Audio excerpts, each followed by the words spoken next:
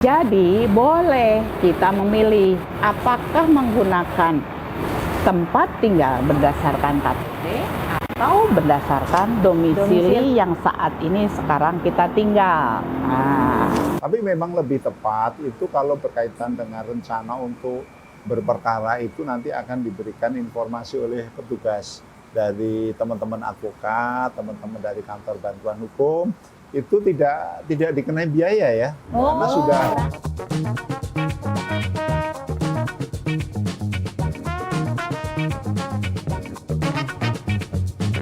Halo guys, welcome back to our channel di Diary Hukum.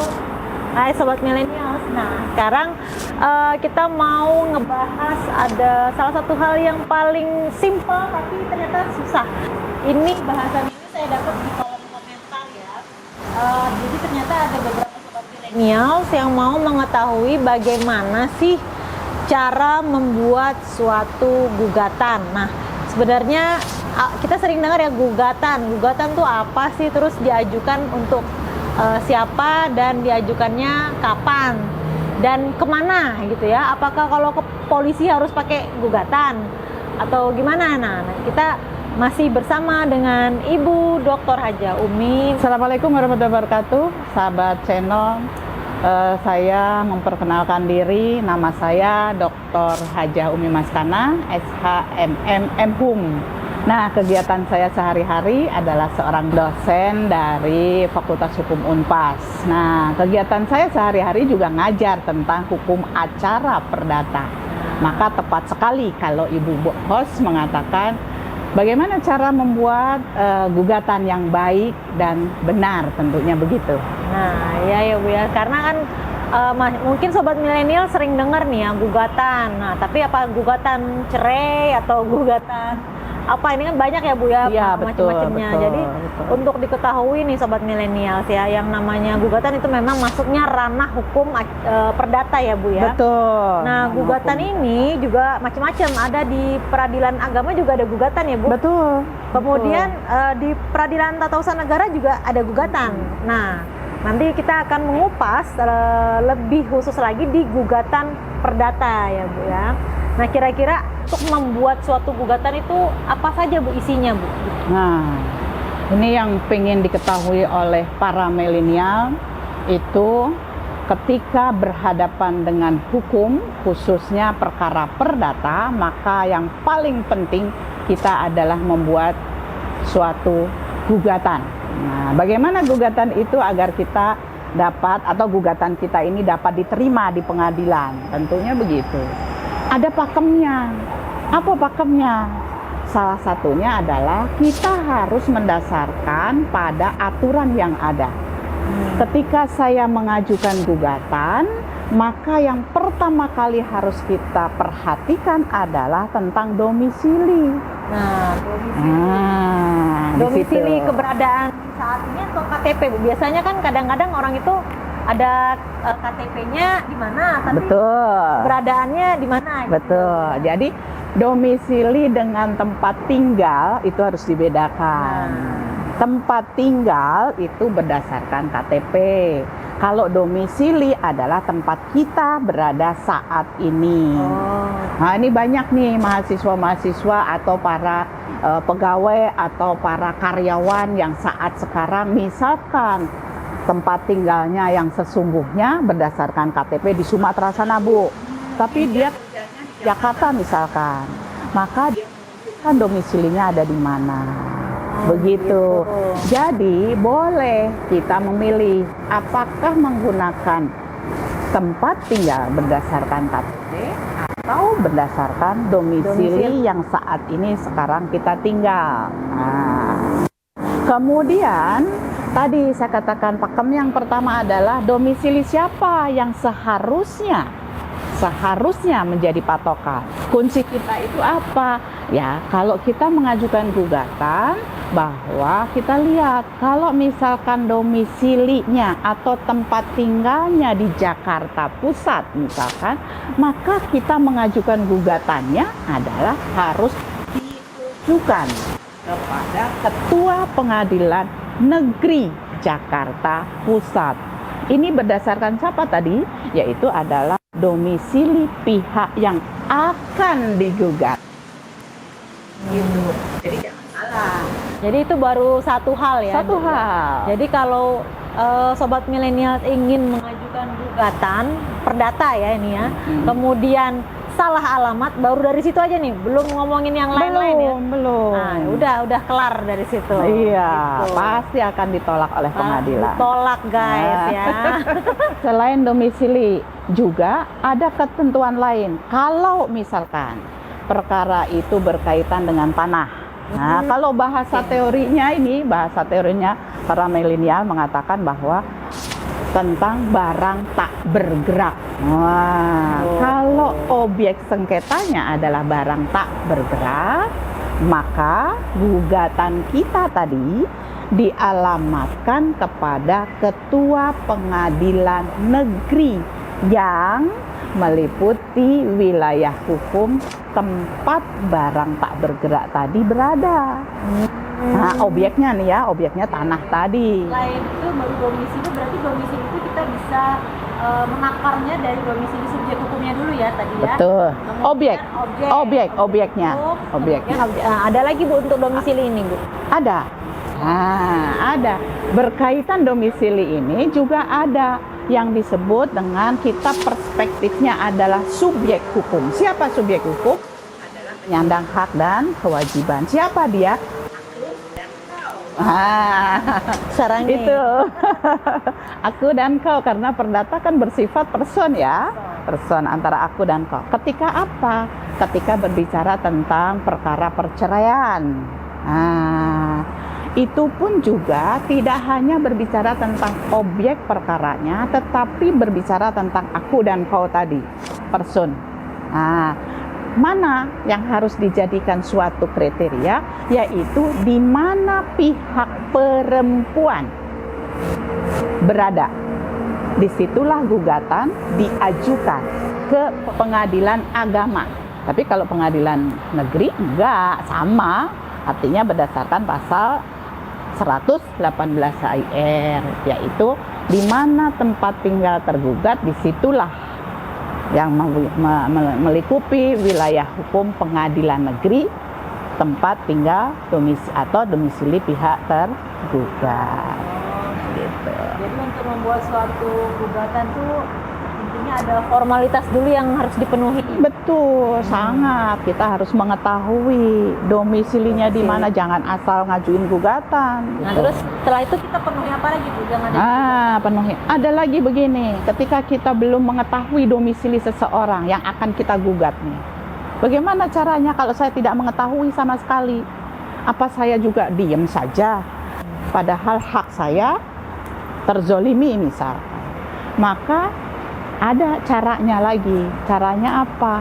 Masukkan gugatan itu sepengetahuan si penggugat tadi domisilinya di mana. Kalau nanti seandainya pengadilan memanggil berdasarkan domisili yang diajukan di dalam gugatan tadi tidak diketahui, maka diumumkan melalui radio, melalui media, melalui papan pengumuman di pengadilan. Setelah kita domisilinya betul, kemudian gugatan itu sudah kita buat, ditujukan kepada Ketua Pengadilan Negeri, saya katakan negeri ini, maka berdasarkan di mana domisili pihak tergugat berada. Kalau itu sudah betul, maka kita baru turun ke bawah. Nah, turun ke bawah itu apa? Kita bikin gugatan itu ada 3 poin isinya. Yang pertama harus mencantumkan identitas para pihak. Gunanya apa tadi? Hakim akan cross check tadi kepada yang terhormat Ketua Pengadilan Negeri berdasarkan domisili pihak tergugat tadi atau tempat tinggal pihak tergugat. Yang kedua, isi di dalam gugatan itu ada secara teori dikatakan yang disebut dengan posita atau fundamentum petendi. Tetapi awas, ini istilah nih, ini hanya istilah. Nah, biasanya saya katakan nih, pengaju gugatan ditulisnya pokok perkara. Pokok perkara. Pokok perkara. Nah, judulnya di situ begitu. Isinya apa? Yaitu tadi yang disebut dengan teori itu fundamentum petendi atau yang disebut dengan posita.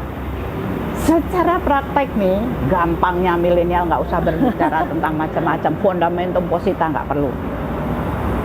Tulis saja dalil-dalil gugatan, cukup. Sama itu artinya ya Bu ya. Jadi Sama. posita, fundamentum petendi, dan Betul. pokok perkara ataupun dalil-dalil Dalil-dalil gugatan itu sebenarnya Sama. cakupan yang sama. Sama. Ya. Ya. Ketika saya berbicara atau menulis mengisi gugatan itu judulnya dalil-dalil atau pokok perkara atau posita atau fundamentum petendi, isinya apa sih sebetulnya? Yaitu adalah fakta, peristiwa yang terjadi antara aku dan kau tadi, karena sifatnya adalah perdata, kan gitu. Itu satu poin yang disebut dengan dalil tadi atau posita atau fundamentum petendi. Nah, kalau kita sudah menulis secara runut fakta peristiwa yang terjadi antara aku dan kau tadi, maka tidak kalah pentingnya ketika saya mengajukan gugatan, tentu paling tidak kenapa ada pertanyaan besar begini, kenapa saya mengajukan gugatan? Tentu harus ada tuntutan. Nah, tuntutan itu kita masukkan juga di dalam gugatan kita. Nah, dalam teori itu disebut dengan petitum. Petitum atau petitum? Petitum. Petitum. Ya. Kalau petitum beda lagi nanti. Beda lagi artinya. Nah, petitum. Petitum itu dalam bahasa Belanda, bahasa Indonesia kita adalah tuntutan. Yang kita mau Apa setelah tadi saya menguraikan bla bla bla bla bla sampai kepada poin bahwa dia itu si tergugat tadi tidak bayar, maka tuntutan saya apa sebagai penggugat mengatakan bahwa bayarlah pokoknya. Kalau misalkan utang piutang ya bayarlah dendanya, ya kan, bayarlah bunganya. Nah, itu dimasukkan ke dalam semuanya yang disebut dengan petitum. Kalau 3 poin tadi sudah dimasukkan ke dalam gugatan, apa tadi? Identitas. Identitas itu siapa tadi? Antara aku dan kau tentunya, yaitu penggugat dan tergugat. Kemudian dalil-dalilnya atau alasan gugatannya sudah runut, kemudian barulah petitumnya, maka akan ditutup. Ya, ditandatangani tentunya. tanda tangan. Persoalan muncul nih. Kalau orang-orang mileniumnya, mohon maaf saya katakan, ya, orang tuanya nggak bisa tanda tangan atau buta aksara, nggak bisa tanda tangan. Apa yang terjadi? Maka harus ada cap jempol. Apakah begitu saja gugatan yang mau dicap jempol? Tidak. Agar meyakinkan cap jempol itu adalah cap jempol saya, maka dilakukanlah di depan ketua pengadilan, cap jadi jempolnya. di hadapan langsung. Betul. Ya. Oke, ya. Nah, jadi itu ya, untuk gugatan itu ternyata sangat mudah ya, ternyata Mudah, ya. mudah. Gunanya apa sih Bu, gugatan yang runut dan runtut tadi tuh? Nah, ini yang penting, sangat penting. Kalau kita membuat gugatan asal-asalan, tentu tidak dapat dijadikan pegangan oleh hakim. Hakim yang akan menyidangkan perkara tersebut akan bingung nanti Menilainya. Maka, gitu ya. ada yang diistilahkan bahwa ini gugatan kok begini, menjadi kabur. Oh, kabur. Atau yang disebut dengan bahasa hukum acara itu obscure libel. Wah, keren kan? Ya, jadi jangan sampai ketika sudah menjadi seorang praktisi pengacara, apalagi dibayar ini kan oleh kliennya ya, dalam membuat gugatan itu belum sampai pokok perkara sudah kalah gitu istilahnya. Iya. Ya, sudah salah. Kalau kita runtutkan tadi, untuk dalam membuat suatu gugatan ada 3 hal yang penting nih. Jadi untuk yang pertama tadi identitas ya, Bu, ya? Identitas. Yang kemudian yang kedua tadi mengenai pokok Dalil boleh. dalil gugatan. Alasan gugatan alasan boleh. gugatan. Ya. Nah, itu harus jelas. Harus Kenapa? Karena yang membaca istilahnya yang berperkara itu kan memiliki unek-unek. Nah, majelis hakim ini mau menyelami istilahnya Betul. permasalahan tersebut melalui tulisan yang ada di dalil-dalil gugatan tersebut, makanya harus jelas gitu ya Bu ya. Nah, kemudian yang terakhir ada tadi namanya tuntutan atau petitum. Petitum. Jadi ketika bikin dalil, atau bikin alasan gugatan, itu yang penting dimasukkan ke dalam alasan gugatan itu ada 2, yaitu tentang hubungan hukumnya apa. Hubungan hukum tadi dicontohkan adalah utang piutang, itulah yang disebut dengan hubungan hukum. Yang kedua adalah kepentingan hukum. Bukan hanya sekedar kepentingan, Bu. Kepentingan hukum tentunya. Saya punya kepentingan karena kasihan. Itu utangnya nggak dibayar, saya kasihan. Iya. Punya kepentingan, tapi tidak punya kepentingan hukum. Jadi Misalkan harus begitu. orang yang benar-benar mengalami. Betul, ya. Oke. Kepentingan hukum. Nah, saya rasa nanti dari mulai mungkin mahasiswa semester 3 sudah bisa membuat Ya, betul. Semester 3. sudah bisa membuat, ataupun masyarakat yang memang tidak belajar hukum aja ya, yang memang memiliki permasalahan tapi mau menggugat, tapi mohon maaf mungkin nggak punya uang untuk dana untuk membayar lawyer ya. Lawyer, ya. Bisa kok membuat Sendiri gugatan gampang. sekali. Sekarang kan informasi itu sudah beredar luas ya untuk Betul, mengenai betul. gugatan. Nah, kalau nggak salah ini di pengadilan juga, apakah pengadilan itu juga memberikan informasi sedetail itu mengenai cara membuat gugatan ataupun format gugatan. Jadi para pencari keadilan ataupun orang-orang yang memang ingin mengajukan gugatan sudah bisa datang belum nih ke pengadilan, misalnya datang nih ke pengadilan, aduh Bapak Ibu mohon maaf saya mau mengajukan gugatan kepada kepada tergugat si A, X gitu ya, atau si A. Nah, gimana ya caranya datang ke PTSP nih biasanya kan, nih PTSP, nanti PTSP akan mengarahkan. Nah, kira-kira saya akan menggali tuh bagaimana sih informasi-informasi tersebut ada di pengadilan sehingga untuk masyarakat awam ini bisa mendapatkan informasi yang semudah mungkin ya kan untuk membuat gugatan gitu ya. Nah, pada kali ini juga saya ingin mendapatkan informasi langsung nih Bu. Kita kedatangan narasumber lagi ya, karena ingin memberikan informasi terkait bagaimana sih membuat gugatan. Nah, tapi bukan teknisnya, tapi hanya mengenai informasi-informasi yang ada di pengadilan, karena pengadilan sekarang ini informasi itu sangat terbuka melalui website ataupun datang sendiri langsung ke pengadilan. Nah, sebentar ya guys ya, kita mau kedatangan tamu yaitu Bapak Dr. Subiharta SHMH. Oke guys, nah Sobat Millennials, kita kedatangan tamu lagi karena untuk memberikan informasi mengenai gugatan tadi ya. Nah, jadi beliau adalah salah satu hakim yang saat ini bertugas di Pengadilan Tinggi Bandung. Bapak, apa kabar? Baik, selamat, sehat. Sehat, alhamdulillah. Ini wah, masih sehat nampaknya ini ya Bapak ya. Luar biasa. Masih semangat guys. Alhamdulillah. Nah, ini alhamdulillah nih Sobat Millennials. Bapak gimana caranya sih kalau misalnya kita mau tahu nih Pak ya, Sobat Millennials mungkin di rumah pengen tahu kalau tadi Bu Dr. Umi ini sudah menjelaskan bagaimana membuat gugatan tuh Pak. Nah, tapi mungkin ini Pak, karena kan gugatan ini ditujukan ke pengadilan ya.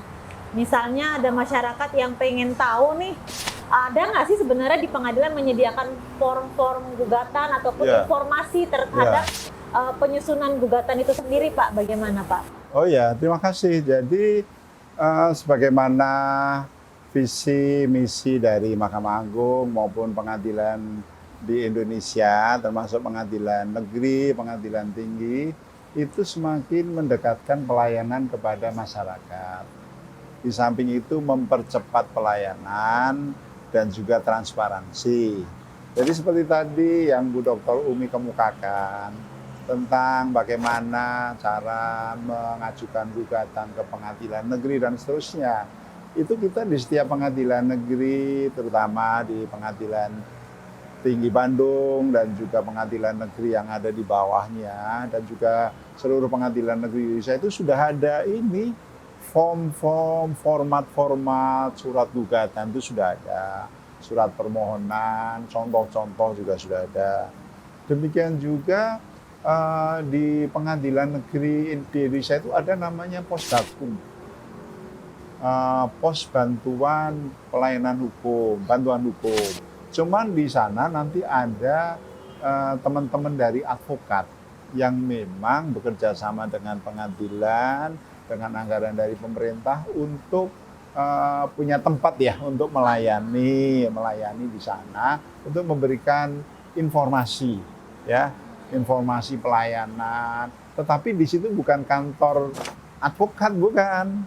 Jadi kantor pos pelayanan bantuan hukum. Misalnya ada kesulitan bagaimana mengajukan gugatan, bagaimana mengajukan permohonan dan seterusnya, itu nanti akan dilayani itu setiap hari ya, hari Senin sampai dengan hari Jumat. Mungkin begitu Bu.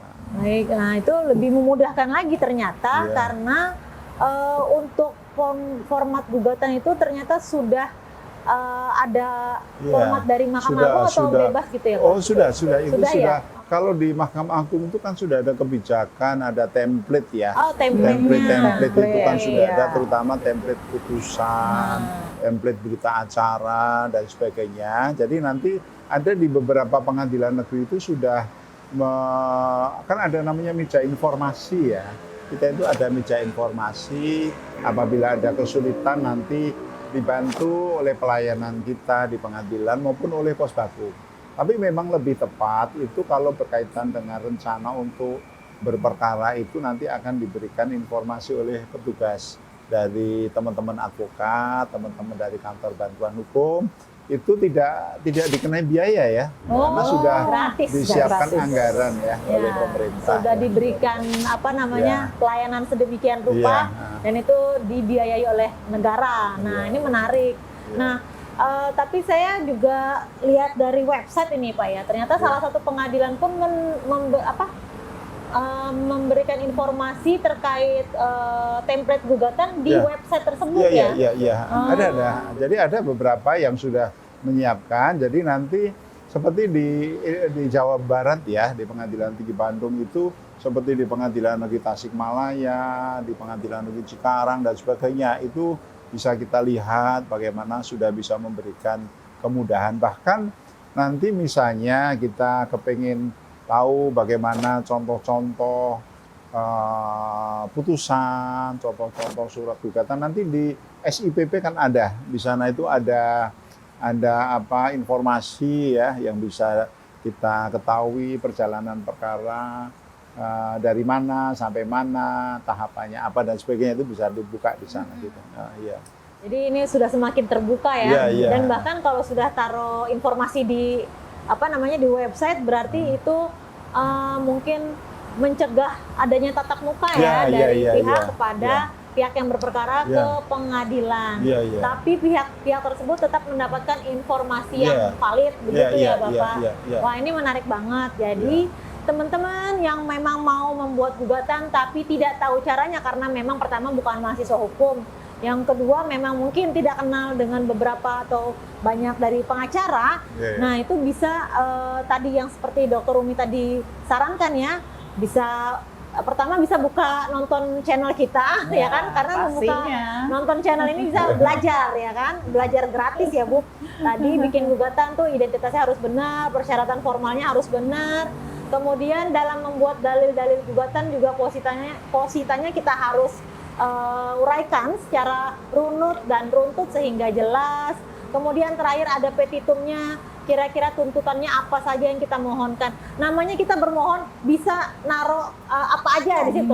Permasalahan nanti dikabulkan atau enggak itu urusan majelis hakim nantinya. Dan kemudian untuk mendapatkan informasi dalam pembuatan gugatan ternyata tidak hanya dari pihak akademisi juga yang dari dari kampus, tapi ternyata pengadilan sudah menyediakan baik berupa informasi di website ataupun bisa datang ke PTSP. Nanti pihak meja informasi seperti yang Pak Dr. Subiharto tadi nyatakan, meja informasi akan memberikan informasi terkait bagaimana format gugatan yang baik. Dan tadi ada pos bakum juga ya Pak Iya, ya? iya. Pos pelayanan bantuan hukum ini memang ada di setiap pengadilan ya Pak? Iya, ada anggarannya jadi pos bakum dari ini DIPA. ada di setiap Ya, pengadilan. setiap pengadilan negeri ada. Nah, jadi sobat milenials, memang sekarang saatnya tuh kita harus cari tahu. Kalau memang nggak tahu, kita datang aja ke pengadilan, nggak apa-apa, kita tanya. Dan ada pos bakum, kita tanya di situ. Mereka akan membantu kita secara ada kalau misalnya nggak ada gratis ya Pak ya? Iya, gratis. Itu gratis Perusahaan ya hukum Pak gratis untuk ya. menanya-nanya ya Pak ya? Sudah. Nah, nanti di situ bisa ditanyakan lebih lanjut ke pos bakum tersebut. Wah, ini informasinya amat sangat berharga ya. Dengan juga tambahan Ibu, di pengadilan seluruh Indonesia ada juga namanya e-court ya. Jadi peradilan secara elektronik ya. Jadi kita misalnya mau ngajukan gugatan, mau melakukan pembayaran, masukkan surat gugatan itu tidak perlu datang ke pengadilan. Bahkan apabila disetujui, itu bisa juga persidangan melalui telekomunikasi, melalui e-court ya, melalui e-litigasi ya, e-litigasi. Jadi kita sudah semakin mendekatkan ya kepada masyarakat ya, untuk memudahkan mendapatkan pelayanan, untuk mendapatkan keadilan, kepastian hukum dan seterusnya. Intinya memanfaatkan teknologi yang Iya, sekarang. benar. Bu. Teknologi Jadi yang untuk sekarang. keterbukaan itu luar biasa Iya. pengadilan sekarang ya Bu. Semakin cepat ya Semakin dan cepat. menjangkau Iya, ke masyarakat tentunya. Iya.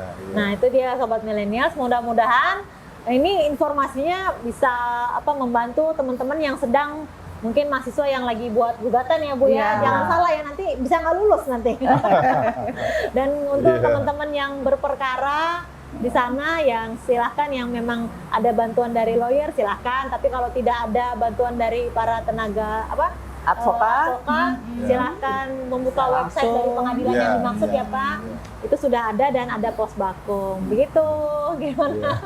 Mudah-mudahan terbantu ya. Amin, Oke ya. guys, kita akan ketemu next video, tapi kita akan kasih giveaway.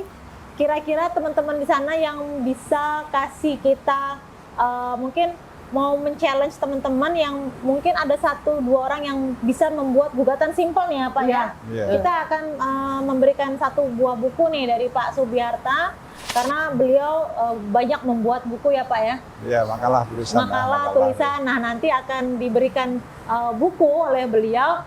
Nah, bagi teman-teman yang memberikan kita ada di Instagram ya, ataupun di TikTok, bisa DM kita di Diary Hukum, bisa memberikan kita contoh gugatan tersebut.